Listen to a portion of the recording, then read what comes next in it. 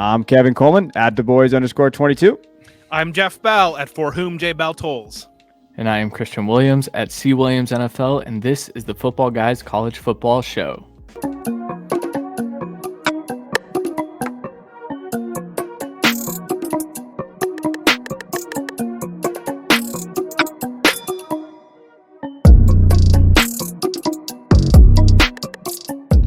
So welcome back to the Footballguys College Football Show. We had a jam-packed weekend. It was one of the best weekends of college football last week. Like hopefully you already did your to-dos before that week so you could have some fun and watch all the games. Literally, I mean, we had it was a great college football weekend. I was excited about it. We got Tennessee, Alabama. All my Tennessee fans out there are probably still hungover or still drinking. 52-49. They finally kind of slay the beast. It's 15 years in the coming of this win. Hendon Hooker, 385 yards and 5 touchdowns and an interception, but he looked really good. Jalen Hyatt, what can we say more about him? 6 catches, 207 yards, 5 touchdowns. This is a massive game, boys. Tennessee was able to do this. Now Tennessee, as just a ranking where they're at, going to be in a top 5 team. I mean, maybe when we're talking about where can they go now, the playoff. Jeff, what do we think about this game? Like, I mean, it was a fantastic game, but what narratives do we want to go with this one? Well, I said a couple weeks ago, this was the game Tennessee needed to get. You know, Georgia's important for their division, but if Tennessee really wanted to cement themselves and make the college football playoff race interesting, getting this Alabama game and being able to get to 11-1 and, you know, sitting out that SEC championship game and sitting out the potential second loss, I think is going to create a very interesting scenario. And this can go wild because the situation is, you know, they can do that. They can go 11-1. Alabama could win out. Alabama could be 12-1. Ole Miss could go 11-1 with a loss to Alabama, and Georgia could be 12-1 with a loss to Alabama in the title game, and you could be sitting here with 4 one-loss SEC teams and everybody clamoring to get them all into the playoff. But this was just a great performance throughout. The offense just looked phenomenal, and I think that a lot of things that we were concerned about Alabama showed up in this game. You know, the penalties were obviously there. I think that it was almost like a 3-to-1 ratio on yardage, I believe, when it came down to penalties. Alabama just has played undisciplined all year long. Tennessee took advantage offensively with Hendon Hooker, the 5 touchdowns. You mentioned Jalen Hyatt, his 5 touchdowns. So everything that we were kind of worried about for Alabama showed up in this game, and everything that we were excited about for Tennessee showed up in this game. It was amazing, and it really comes down to Bryce Young that it was this close, but it absolutely wild and probably one of the best college football games we had in the regular season. Since I don't even know what the last game that you'd go back to. But Christian, what are your thoughts on this one? Just a remarkable performance across the board for Tennessee. I think, you know, the emergence of Jalen Hyatt, everyone's been kind of waiting for that for a couple of years now, and it was exciting to see. I think Hendon Hooker played really well. But yes, I think one of the quotes that stood out was from Will Anderson, and he basically said, you know, we did not have the energy for this game, and we weren't in the right headspace. And I think that going to Tennessee, if this game was played in Tuscaloosa, I think Alabama wins this game, maybe even comfortably.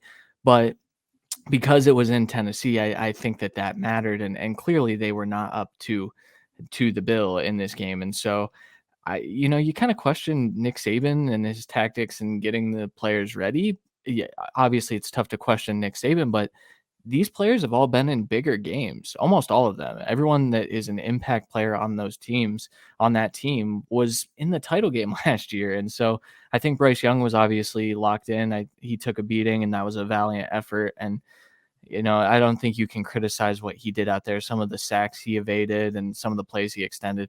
Just a remarkable football player, very smart football player.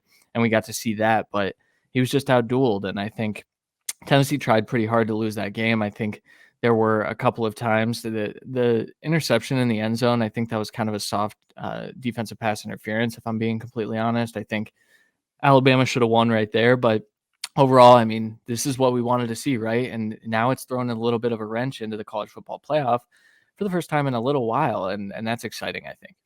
Did you just question the GOAT? Nick Saban, did you just question him? We've seen this before, guys. Like, we've seen Alabama lose, then they win out, they beat Georgia in the SEC title game or Tennessee, then they go to the playoff and they say, "Oh, Alabama's not done yet." But I'm just messing with Christian a little bit. I think that we've talked about on the show, like, so have me and Christian especially. Like, Bryce the last 2 years has really elevated at this team more than it probably should, than they are, right? Like last year, they beat Georgia in an SEC title game because of Bryce. They've had problems at the wide receiver room. The tight end room's been okay. I know Jeff's like Cameron a lot too, or that's his guy. But they've really hurt themselves. I think Bill O'Brien is a terrible offensive coordinator. I still think he's a terrible offensive coordinator. They just should have used Gibbs in that last drive. Why would you throw it 3 straight times? Get Gibbs involved. Get him in the run game, use that clock. Like I thought there was things that they could have done a little differently in there, but Bryce has elevated this team to new heights. And I think he's kind of carried them. And I think it kind of runs out of steam. He was hurt and he still threw on 455 yards and 2 touchdowns. Like he was legitimate, but the receiving room, like Brooks is okay. He had a touchdown, but he's there. Kobe Prentice's look good, but they don't have any of those solid senior pieces that they usually do, or the junior pieces that have been there and are competitive.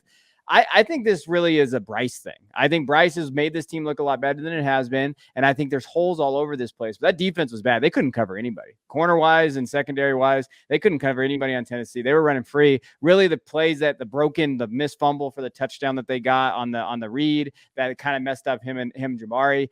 Hendon did there. That got Alabama back into it. Like, Tennessee probably should have won this game a little bit better, like a little bit more convincingly, just based on that defense. The defense isn't there yet. I think that O'Brien's play calling is a factor in this one.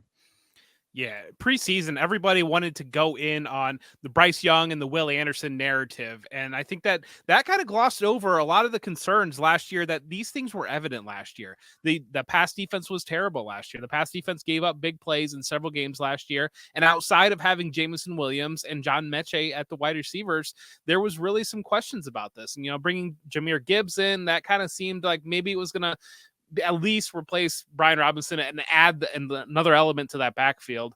But the wide receivers were outside of the top 2 guys last year. They weren't there. And so I don't know. I don't see this team winning out, because they could have lost to Texas A&M and they could have lost Texas. This could be a 3-3 Alabama team that we're sitting here talking about right now. And they still play Ole Miss, and Ole Miss is a very, very good team. All right. Well, do we think Tennessee makes it to the college football playoff? Yeah, I think so right now, because I do think that their schedule lends itself to that. They have to play Georgia close though, and I don't know if they will, because I think that is the recipe to beat Tennessee, is just throw that Georgia defense at them and see what happens. It comes down to Hendon Hooker. Can he lead them above? That they're going to need to play better than they played against Alabama on both sides of the ball, I think, to win that, or to at least stay close in that. I don't think they're going to win that game. So it's tough. Yeah, I mean, if Georgia blows them out and then Georgia dominates Alabama or Ole Miss in the SEC title game, I think that's gonna put a lot of serious questions onto that. Is this a win over a great Alabama team, or is this a win over just Alabama? And is it a brand win? And the other thing you have to factor in when you talk about the playoff is the amount of undefeated teams sitting in other conferences that are weak, that in reality, and other than TCU and the Big 12, where it seems like anybody could jump up and get them. Clemson, if they get past this weekend, and we'll talk about that later, or UCLA still alive and they get past this weekend as well. That you got to look at those teams in those other conferences. Don't be hating on my TCU, Hornfry. I told you guys that's my team. All right, let's move on to the next game of the week. USC, Utah. Utah was able to pull this off. 2-point conversion at the end, scored 15 points in that fourth quarter, 43-42. It was a crazy game. And I thought, when you're looking at it from both ends, Utah just coming off a bad loss to UCLA. USC comes in there. They need this win. We think, hey, maybe they can go in there and be that next team. And quite frankly, if they would have won, they might be ranked in the top 5 just based on where we see our rankings at. But USC loses. Offensively, they were great. Caleb Williams, Christian's guy, best quarterback ever. That's what he says. 381 yards and 5 touchdowns. He's looked good. Running wise, like Travis Dye, 11 carries, 76 yards and a touchdown. He looked okay. Mario Williams came out, big play guy, 4 catches, 145 yards. Addison, 7 catches, 106 yards and a touchdown. Like offensively, they were really good, but we've talked about it all year. Can they do it defensively? Can they do it defensively? And they just didn't. They ran out of steam. But I will say, just from a perspective of watching the game, because I watched the whole thing, this made me actually like, wow, USC might be ready now. Like they're ahead of the game. Like when you watch this game, you can tell that they're ready. I think this pretty much knocks them out unless they can run the table and there's some upsets that happen of the playoff. but Riley has them there. And I think that's what I was impressed about. And hey, Utah, shout out to Utah and them going for it. Christian, what do you see in this game? Yeah, the first takeaway for me was obviously Caleb Williams. He had his best game yet, and that's saying something because he has been pretty remarkable. He had a little bit of a down stretch there for a little while where he just didn't seem like he was on the same page with his receivers at times, but a lot of the time it was on the receivers, and so they kind of came through for him in this game. Just some of the plays that he's able to make outside of structure are incredible. I've put the tweet out on the old Twitter sphere, but I think he's one of the best quarterback prospects in the last decade, if not the best. And so I think we saw a little bit of that, but on the other side of the ball, when you let Dalton Kincaid have his breakout game against you, you're struggling. I think Kincaid is a nice piece and a nice tight end prospect, but I don't think he should be doing that to anyone. And so I think that has always been the Achilles heel, and we knew that going in. It's just, I did not expect this Utah team to kind of step up against Utah or against USC, because I thought that kind of they were dead in the water. They had already dropped a couple of games. And so I think that, moving forward, I expect USC to look really good. I expect them to be right there in contention for a New Year's Six bowl. But I think you're right. I think this knocks them out of the playoff, because with how many teams, like Jeff said, the amount of undefeated teams, and then also the SEC, we kind of know what the playoff looks like from here on out. Yeah, and I think that's something that sets college football apart, and something that we love about college football is the emotion involved. And in this Utah game, they were honoring Ty Jordan and Aaron Lowe. And if you watch this game, there was so much emotion on the Utah team, and the crowd was feeling it. The crowd was so into it. That was one of those that occasionally when you watch a game, it's almost like you can feel it coming through the TV. Just how much of a electricity, how loud it had to have been in that stadium. And I think that was something that really, really drove Utah when it came down to it. And Cameron Rising played a fantastic game, and they really didn't give up. And there were certainly moments that it looked like USC was going to completely pull away, especially early in the game. USC got on them early, and Utah fought back, and Utah it was just one of those that they kept fighting back, and they never really pulled ahead in the game up until the very end. And yeah, just one of those, a fantastic team performance, but also Cam Rising and Dalton Kincaid. You mentioned him as well. Just the way that those guys played and really took the team on their back. And you feel great for Utah that they were able to, the way that their season was kind of going sideways a little bit, and they're not meeting expectations.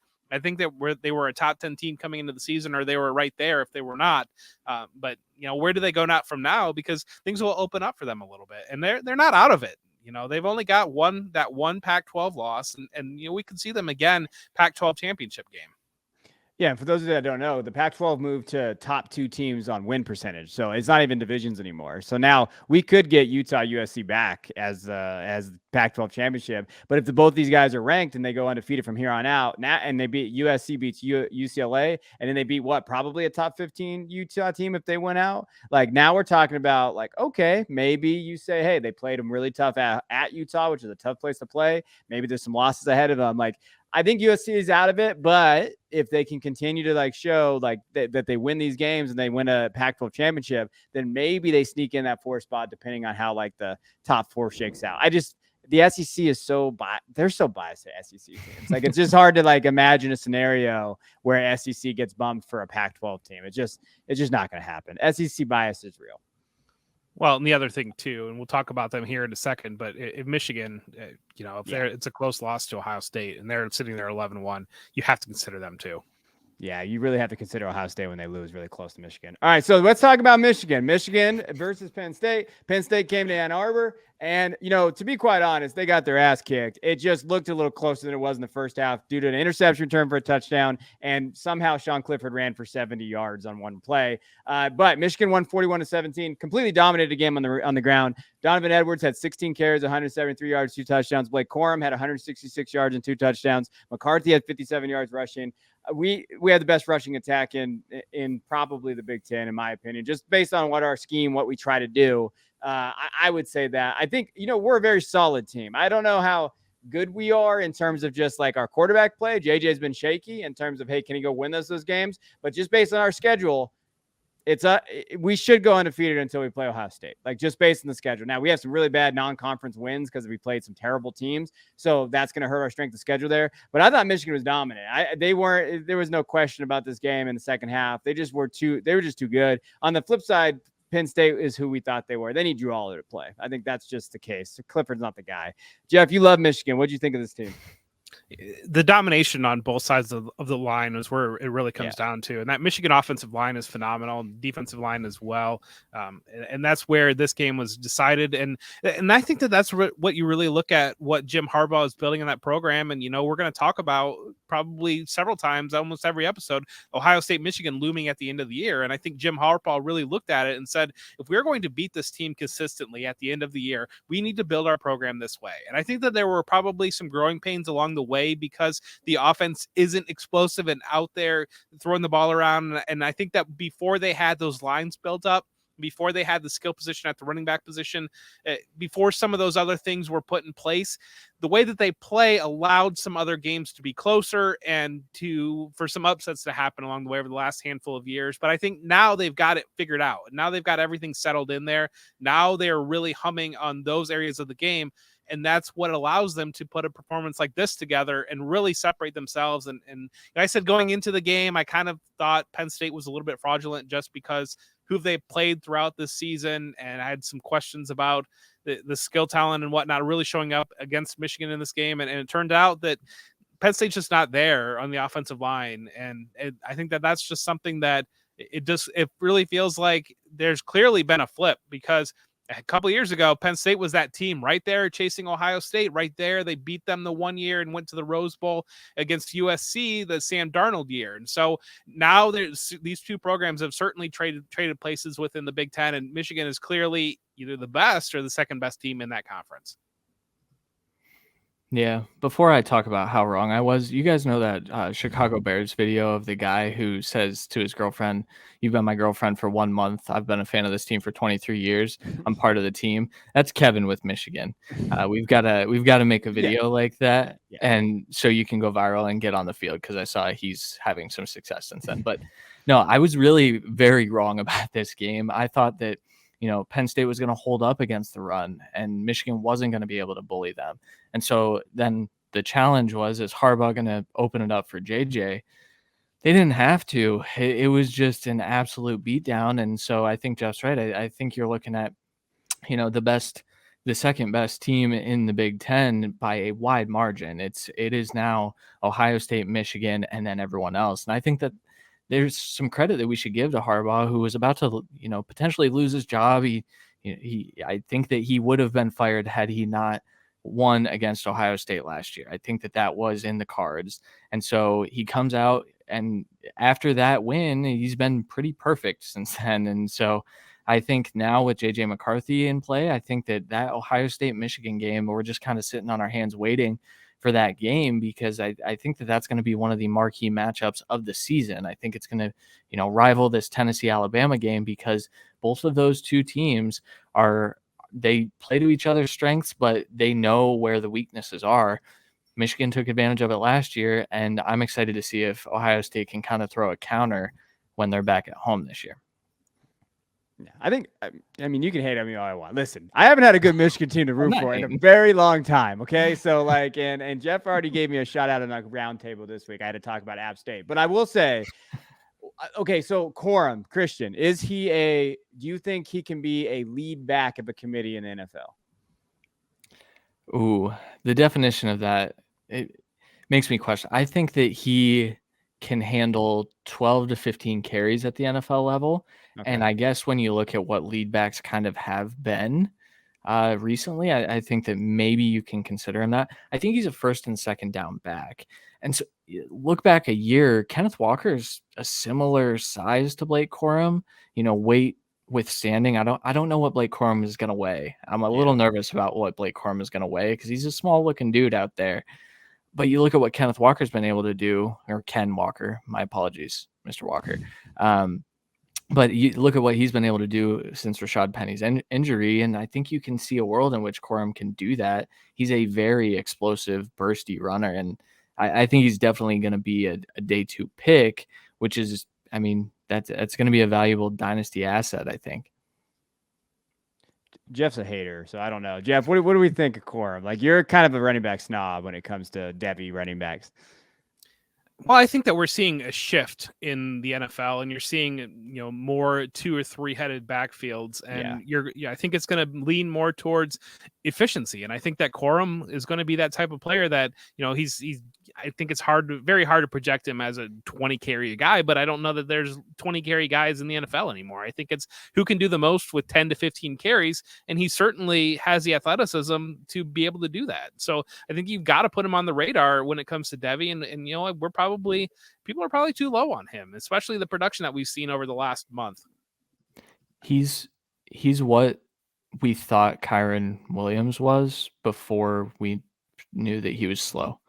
Blake Corum is not slow. And so he's just a smaller statured dude, but he's actually bursty and he actually has the long speed. And that's, if Kyron had that, I think that he would have been a day 2 pick as well.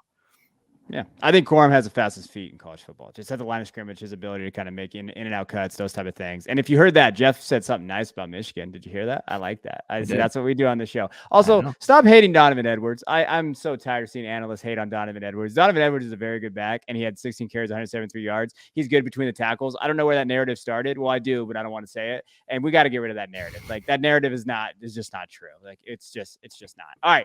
Next segment, we're going to jump into our top 10. So this is our consensus top 10, I believe. And we are going to go through the teams that we believe, like when we're looking at it, that should be the top 10, not necessarily with the AP poll. AP poll is a really bad poll. If you guys know anything about the AP poll, those guys don't even watch football after like 8 o'clock at night because they're all East Coast guys. And that's kind of how they go. So we're going to give Jeff number 1. Jeff, what do we think? What is our number 1 team? And what do you think about it?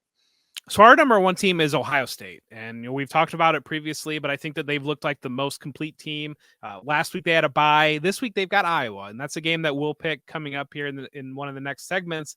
But currently CJ Stroud leads the NCAA with 24 passing touchdowns, tied with Drake May. Your guys, Drake May is right there, but Stroud has done it in only 160 attempts, and Drake May is about 240 attempts. And so 15% of Stroud's passes so far have been touchdown passes, which is absolutely crazy.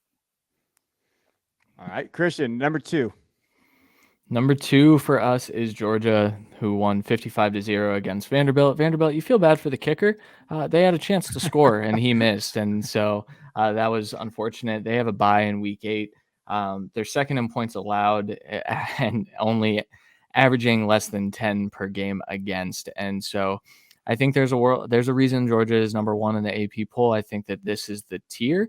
But I agree. I think Ohio State should be ranked above them currently. I saw someone say Stetson Bennett should win the Heisman still, and don't waste your money on Stetson Bennett out there, people. Like that's concerning. All right, 3 team, Tennessee. We have them at 3. They obviously just had a big win. They're crowdsourcing. They're GoFundMe right now for their goalposts. Go spend multi-million in university. Need your money. But they have Tennessee Martin at Tennessee. That would be the funniest thing if they just lost to Tennessee Martin at 9 a.m. this Saturday. That would just probably top it all off. Sorry, Tennessee fans. Sorry, Joe, if you're listening to this. But Jalen Hyatt, school record 5 receiving touchdown versus Alabama. I actually just talked about Jalen Hyatt. I put him on my big board, and I think he was on the cusp. He was on my watch list of hey, this kid he's burned a lot of people, but you saw what he did. You have to put him in there. 5 touchdowns against Alabama, regardless of the secondary issues and 200 yards. He's up there. And I think once they get Cedric's coming back this year, right? He's not hurt for the year. He's just hurt right now. Yeah. They don't even have Cedric Tillman, guys. Cedric Tillman's a legitimate prospect, NFL prospect too. This offense is clicking. And with these guys back, Tennessee, if they can beat Georgia, man, I just like to see a fun Tennessee team. Isn't it cool seeing a different team in the top? I just like it. I'm so sick of seeing Ohio State. All right, let's go to 4. Who we got there, Jeff? Yeah, so I agree with you. It's very nice to see new teams in the top, but this is not a new team in the top compared to last year. Michigan is at number 4, and we talked about that win over Penn State, that 41-17 win where they just look dominant. They catch a bye week 8, so they are able to kind of get some rest there. Blake Corum, we've talked about him too. 4 straight games over 124 rushing yards, and really the only reason why he hasn't hit that number all year long is because Michigan had such a cake schedule the first 3 weeks of the season, and they really just didn't need him at all. But they sit at number 4 in our ranks. All right.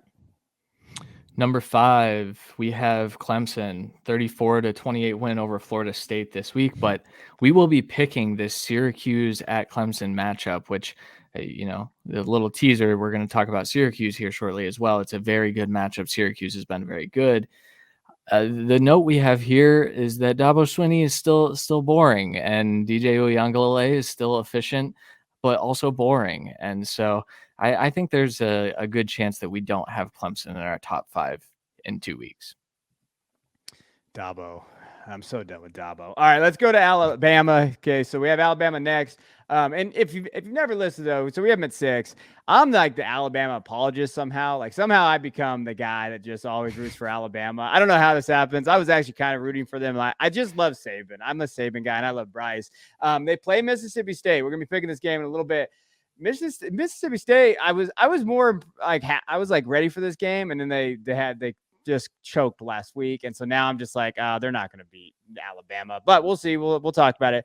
But that was the first loss to Tennessee since 2006, the year before Nick Saban was hired. That's got to eat at Nick a little bit. He's so competitive. That's one of those things. And I think my biggest thing to look for in this game is, are they going to be more compatible in the run? Like, will they give Gibbs more carries? And they have started to, but how is their play calling look? I thought Jace McClellan should have got a little bit more run last week as well. And will they come out ready to go? And I think they will. I think Mississippi State is in for a hurt because they're going to be angry, mad, and Saban is always good after a loss because he doesn't lose a lot of them.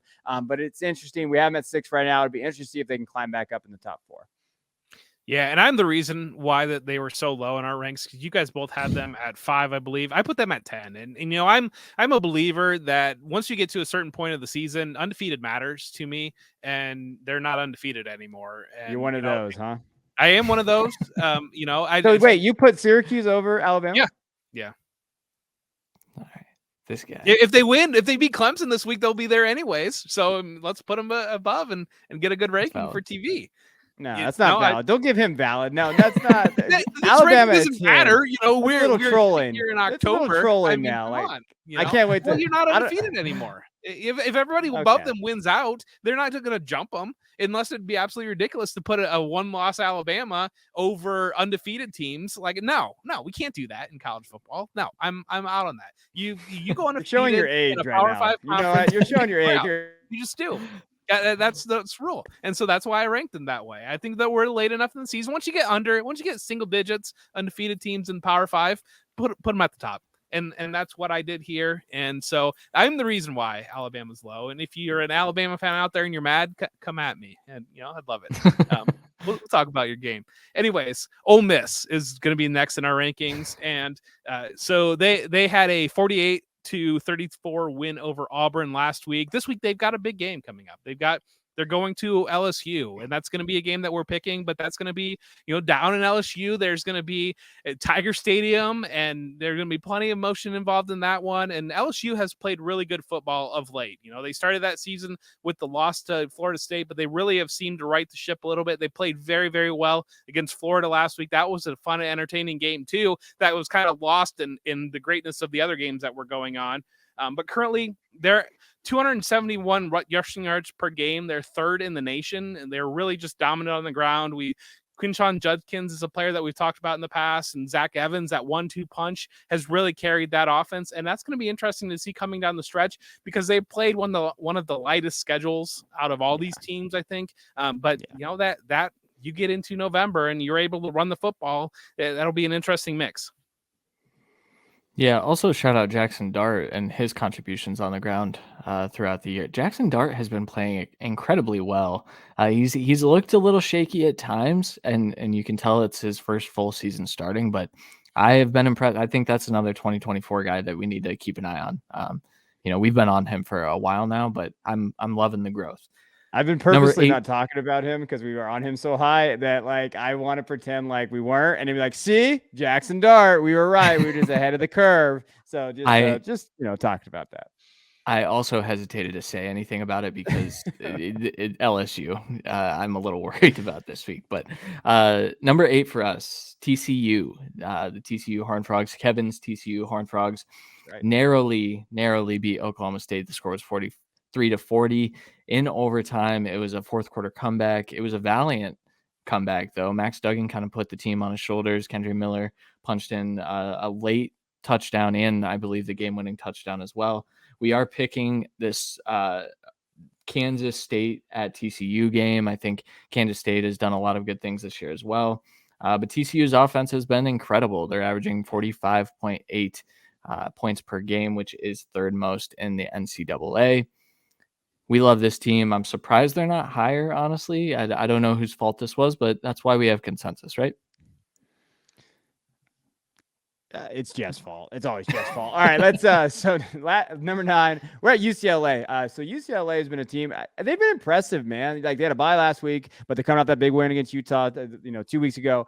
It's UCLA at Oregon. That's my game of the week, and that's going to be a game of the week for our show too. Like it's there, it's right there. Like just in terms of Bo Nix, Dorian Thompson-Robinson, like there is some fun storylines in this game.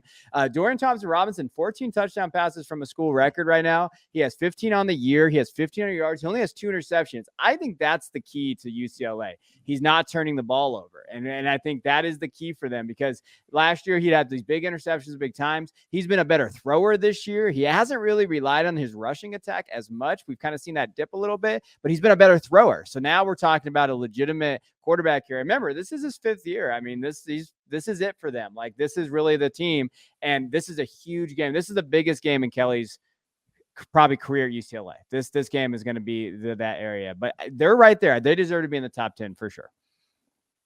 And then rounding it out, our last team, Syracuse, and maybe I'm the reason why they're up here, but they're undefeated at this point, and they've looked good so far this season.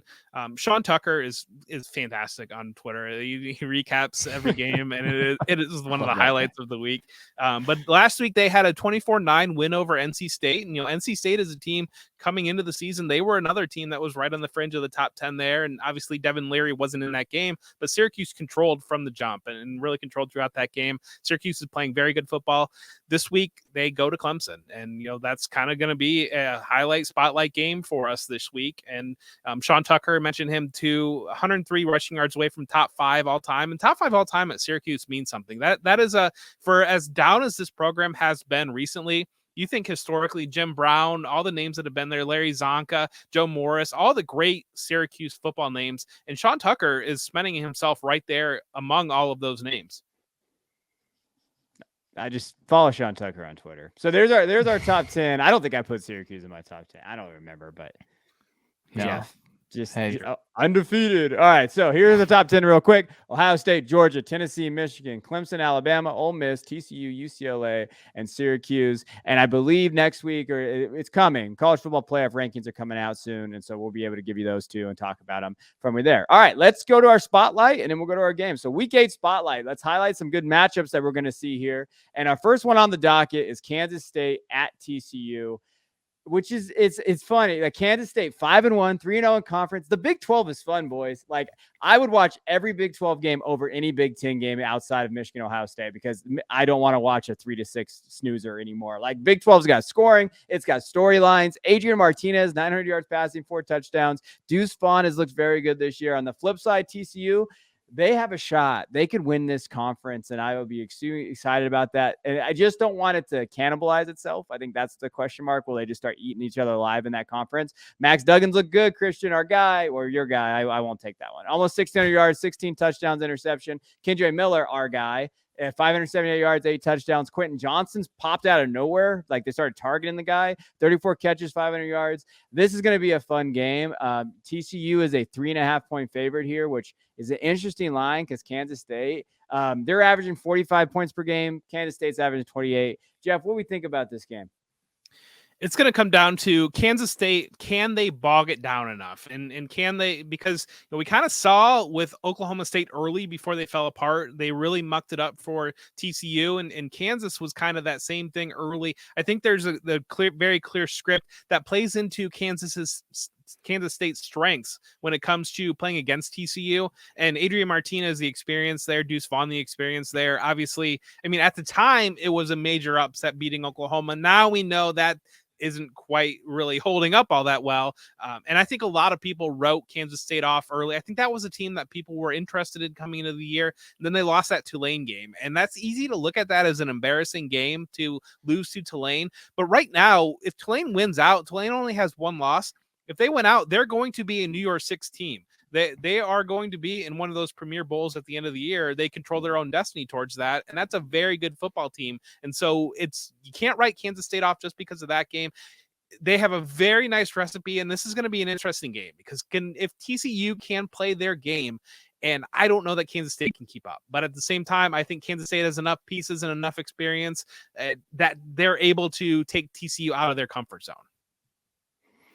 Yeah, whatever the implied point total is, hit the over. That is the first advice. 55.5 is only, that's the over under. Yeah, feels low. I feel like that's over. Yeah, easy.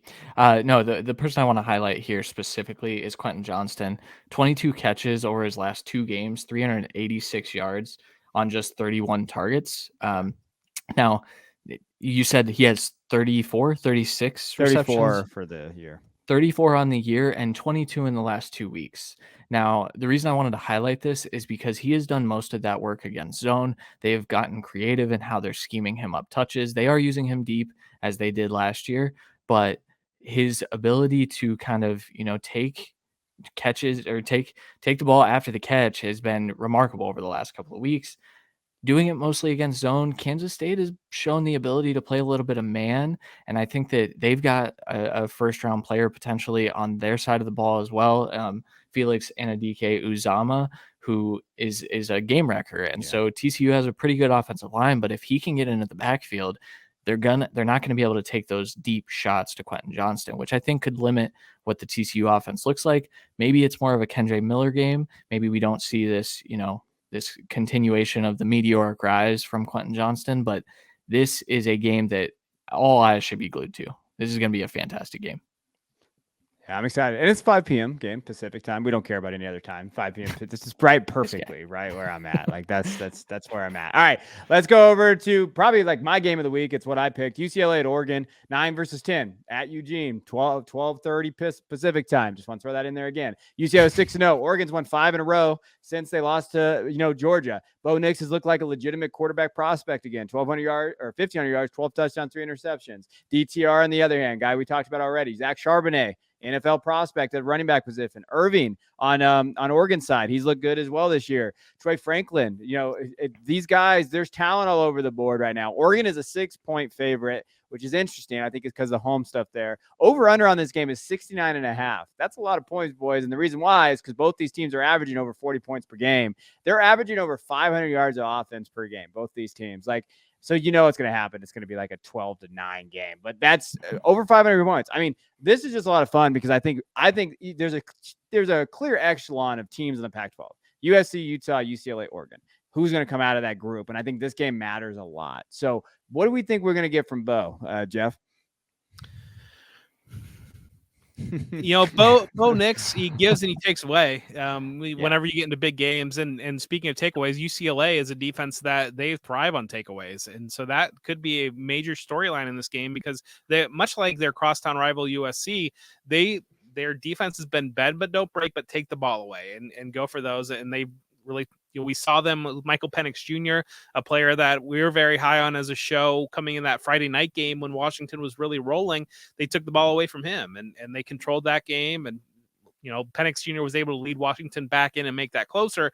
But this is a very opportunistic defense. Now, when it comes to the offense, this is a Chip Kelly offense. And, obviously there's going to be a lot of motion in this game.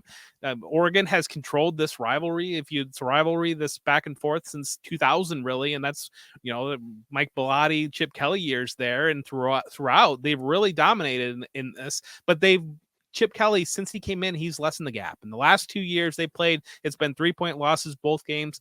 But Chip Kelly hasn't been able to get over that hurdle of his old team. And so to exercise this would release a lot of emotion, I'm sure, with both Chip and just this team in general. And so having this here, going to Eugene, I think that's going to be a factor, going on the road. But at the same time, we talked about last week, UCLA is a team that is built to win on the road because they rely so much on that run game. Zach Charbonnet at the backfield, along with Dorian Thompson-Robinson, able to run the ball, able to control, and able to take away on defense. I think that's a really good recipe to beat this Oregon team. Yeah. Despite, the two rushing attacks being absolutely fantastic, I think the X factor matchup here is Christian Gonzalez, the Oregon corner, versus Jake Bobo, who is low key kind of a 2023 prospect. He's put together a lot of nice games here in a row. If Gonzalez is able to kind of take away Bobo, I think that could make this UCLA team a little more one-dimensional. I don't necessarily know that they're going to have the success running the football that they have, because I do think that Oregon has the guys in the middle to stop them.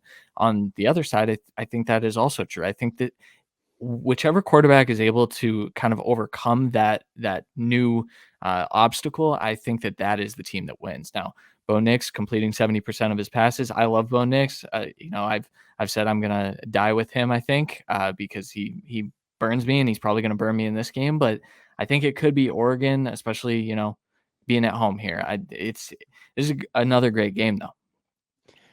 I want to also point out with Bo, and then we'll move on to the last one.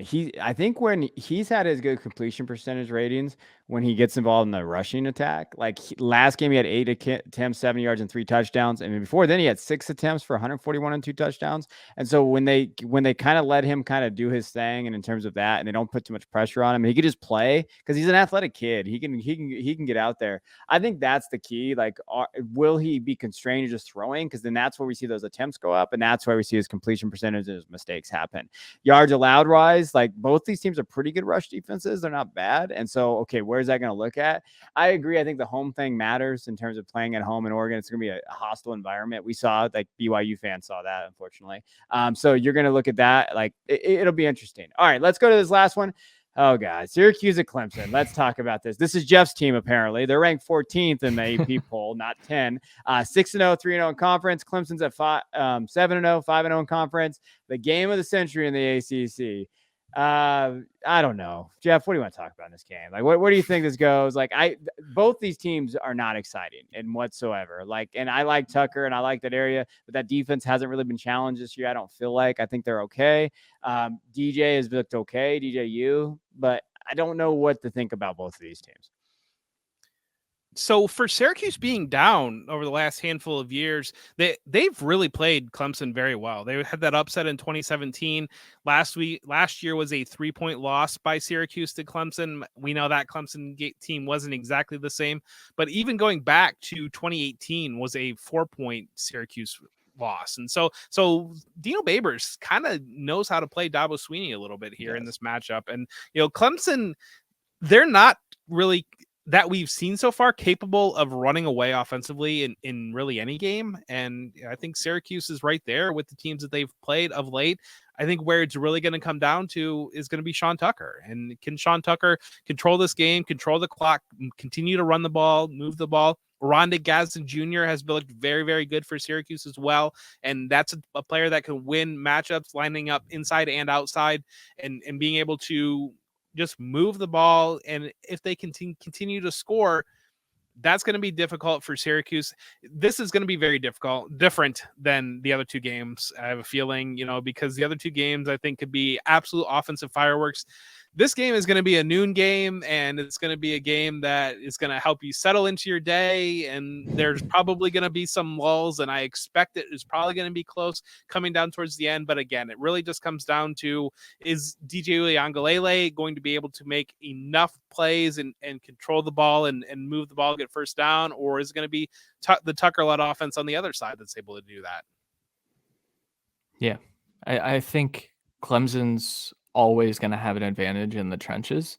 And I think that is the case here. But I will say Syracuse's offensive line has played really well. They've kept pockets clean, but really what they've done is opened up holes for Sean Tucker to run through. I think that he has really come on strongly in these last couple of weeks after he had a little bit of a lull there for a couple of weeks. But he's kind of bounced back, and now he's looking like that prospect that we know. He's not my favorite running back prospect. I'm sure we'll talk about that after the season, but I do think that this is an opportunity to make a statement and say, I am one of the best running backs in this class. I don't know if the Syracuse offensive line is going to hold up against Clemson's defensive line the same way they have in their previous games, though. And so I am a little bit concerned about that matchup. I don't think Garrett Schrader is a real quarterback. I think he's done well this year, but I just don't know if he's going to be able to move the ball if Sean Tucker is not able to get going. Just real quick, shout out to Rondé Gatz in the second. He's looked really good this year. 31 catches, 507 yards, 5 touchdowns. I've been really impressed by him. And his over-unders, they're low. So look at that for, your props. Like, yeah, I think his over-under last week was 55, and it was 141 yards and 8 catches and 2 touchdowns. Like, he looked really good. So shout out to him. All right, those are our spotlights. We're going to get into our games. Christian's going to get us into the sportsbook rundown. If you haven't watched the show before, we do a 15-minute segment. We would do game picks, prop bets, little blackjack trivia, and then we have some fun. So Christian, why don't you get us into it? Yes, so the Sportsbook Rundown, this is where we pick a flurry of games, and the total number of games depends on how Jeff is feeling that week and if he needs to catch up or further his lead against us on the season. Last week, Jeff and Kevin both went 5-4, and I went 6-3, so I win the first show chip. We play 3 games. The winner of each game gets a chip, and then the winner of the chips gets FaceTime at the end. First game we're picking is Syracuse at Clemson. Clemson is 13.5-point favorites in this game. Kevin, who are you taking? So just kind of broke this game down. Syracuse is 5-1 against the spread this year. I'm gonna go Syracuse. Okay. That's my I think it's going to be close. And I do think Clemson wins, but I think 13.5 points for DJU and this offense that could get going a little bit. I think I'm going to take the points. That's where I'm at as well. Oh, sorry. Yeah. Sorry, Jeff. I don't know. Go I ahead. interjected. I'm sorry. No, I'm taking Syracuse too. That number, I think that 13.5 number is a number that, they put up in the bulletin board this week. I have a feeling, whereas compared to especially the run of games that Clemson has had the past couple of weeks have been a lot closer spread. So it's a little bit surprising to see this number. Yeah, I think it's people not fully bought in on Syracuse yet, and rightfully so. I think, but also I'm taking Syracuse here. Jeff jumped in so that I could be the kiss of death, and Clemson's for sure going to win by 4 touchdowns now. Next game, Cincinnati 3-point road favorites going to SMU. SMU has looked shaky despite having some good offensive play from Tanner Mordecai, Rashee Rice, a lot of good players there, and for that I'm going to take the home underdog, and I'm going to take SMU in this game. Jeff, where are you going? I'm going to take SMU to I don't know. Mordecai is good enough, I think, to make this close. And then Cincinnati's got a little bit of a look ahead. They play UCF next week, and that's going to be a big game for them. So I'll take SMU.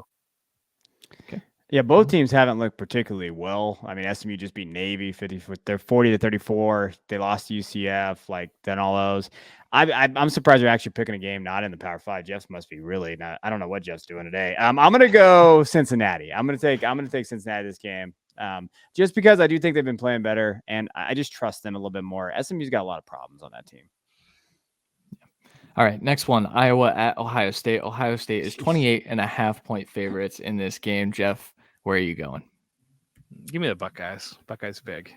Iowa is not going to be able to score on Ohio State. What do you think? Okay, I'm going to say Ohio State, but Jeff, if you had to put it over under 3, what do you take it? Through 2.5. Do you for points scored, total points for Iowa? Oh man. Do you take under or do you do over? I will go over just because we've seen the cornerbacks from Ohio State. Like they have you seen Spencer Petras? Yes, I have. Yeah, I just can see I don't know, man. This feels like a class, like 45-0 that could have been 75-0 if they wanted it to be. Ohio State's 4th string running back is going to fumble, and they're going to recover it for a touchdown because Iowa's defense is the only unit that can score points for them. I'm taking Ohio State in this game. I think they're going to win by well above 28.5 points. Next one, UCLA at Oregon. Oregon is 6-point favorites, as we discussed. Kevin, where are you going with this game? Oh, this is such a tough one. I've picked against UCLA so many times and they burned me. But then on the other flip end, I can't pick Bo Nix, right? Like I'm going to go UCLA. I'm going to take UCLA. I know it's at Oregon. I'm going to take a little, the road guys here with the points. I'm also going to take UCLA. I think at least they cover, but I think Yes. they're the better football team. I do. I think they're the better football team. Jeff, where are you going? You guys know I've been on UCLA for a month now, so I'm not going to straighten out. I think Chip Kelly needs this game, and UCLA wins. Awesome. All right, next one, Purdue at Wisconsin. What a terrible game this might be. Such a tough game. Wisconsin 2.5-point home favorites. This is probably the most difficult pick we've had to make. Oh, I'm gonna take Purdue in this game. Jeff, where are you going?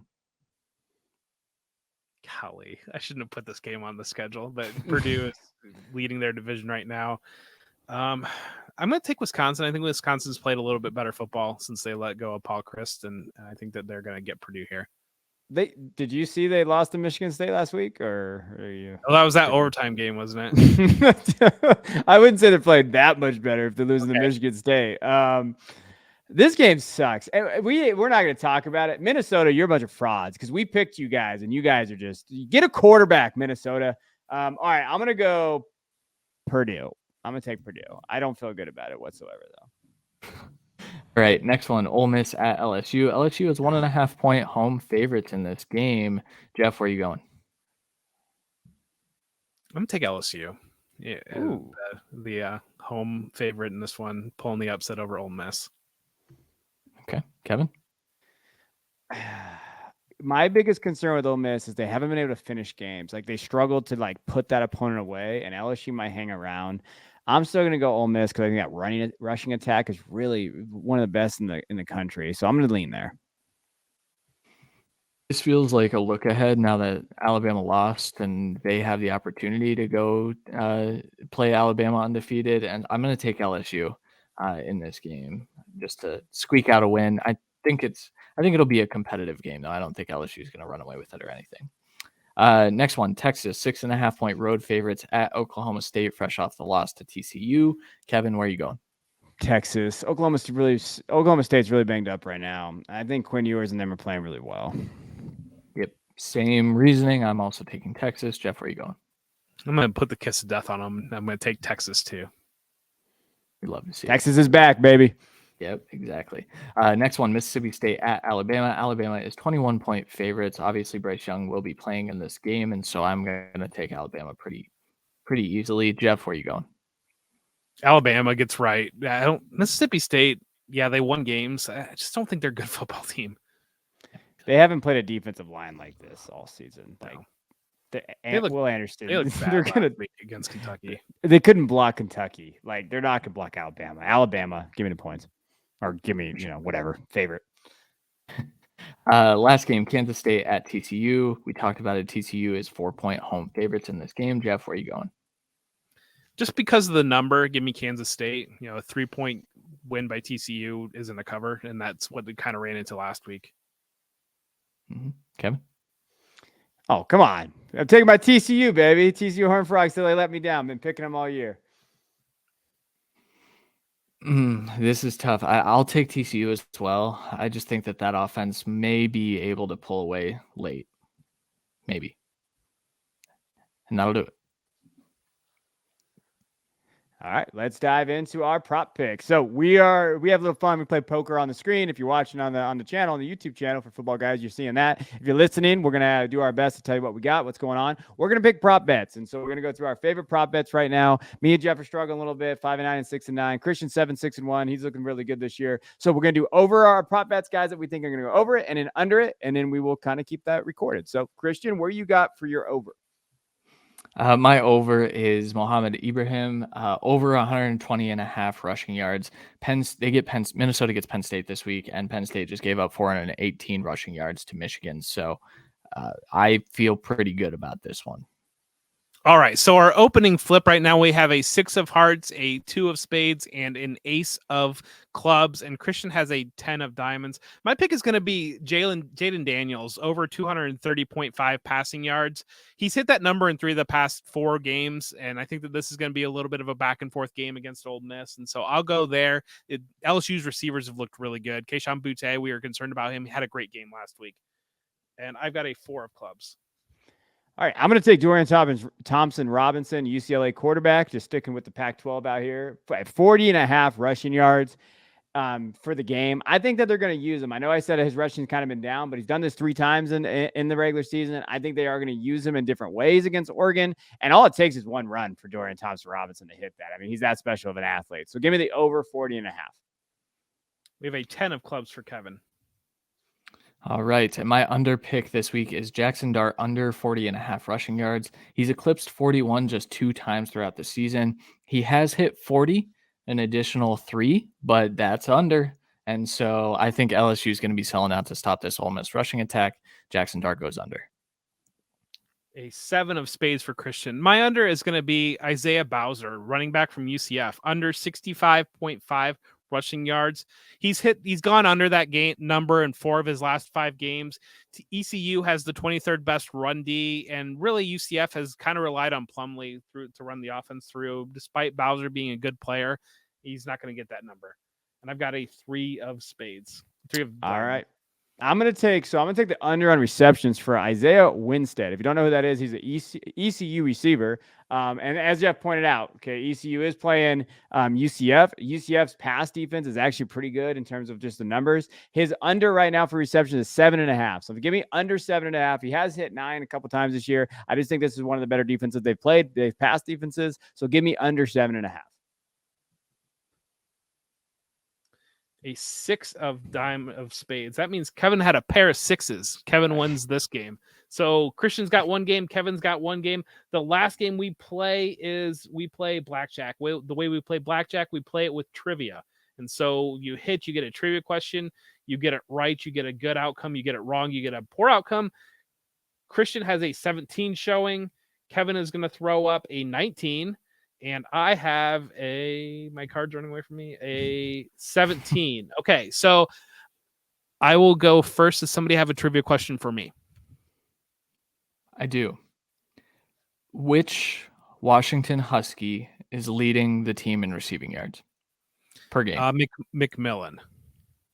No, it's Rome Odunze. He had a massive game this week, and I think it kind of pushed him right over. All right, I busted anyways. Okay, so Christian, I've got a question. Well, no, Kevin needs to have ask Christian a question so I can ask Kevin a question. No, I need to ask a question? You do. That's how it works. I can ask a question to Kevin too. I have multiple questions. I got a question. I got it for you. Who is leading the UCLA Bruins? Because we like this, and I'm just sticking to the Pac-12 because that's what I do. In receptions this year. I'll make it a hint. He used to be a running back. Oh, I don't know. I know his name. It's on the tip of my tongue, but I can't think of his name. I know who it is. He's a short little guy. Casimir Allen. Yep. 28 receptions. Yeah. All right. Yep. Christian bust. I busted, so Kevin wins. Kevin wins the show. Well, this is my FaceTime. I didn't really plan anything because I never win. But I was going to say this, we've been seeing this narratives about, quarterbacks in the class, in the 23 class. And I think for fantasy purposes, we've been talking about guys like Hendon Hooker, like great story. Can he be a Heisman finalist? Yes, he's going to be a Heisman finalist more than likely. But what do we think of for his projected draft capital? I think there are really things you can look at. Like he would be an outlier, right? So I did a video on this and I said, hey, a guy his age at his draft capital, like we haven't seen a guy like that get drafted in the first round just based on what he's been able to do. I mean, Brandon Whedon, these other guys, and they haven't really produced for fantasy purposes. So I think that it's a fun story for some of these college guys, but be careful with how you project these guys in the future, especially when they get draft capital. If you do play Devy or college fantasy and those type of things, like know that some of those things don't translate well. But I will say, Heisman-wise, we have a hell of a race coming. Blake Corum, CJ Stroud, Hendon Hooker, these guys that are coming out there, like I think when you're looking at it, projecting it, this might be one of the closest Heisman races we've had in a while. And that's pretty cool to think about. Like we could have like an actual race where it's going to be when they announce the guy at the Heisman ceremony, we do not know who it's going to be. So I'm excited for that. But on the flip end, just understand draft capital doesn't always correlate to college football success, especially if you're new to the format, new to that. Like be careful with trades and stuff going out there right now because I've seen some crazy things happen. So that was a great show. We appreciate you guys tuning in. Hit that like and subscribe button, and find our podcast on everywhere. It's everywhere out there.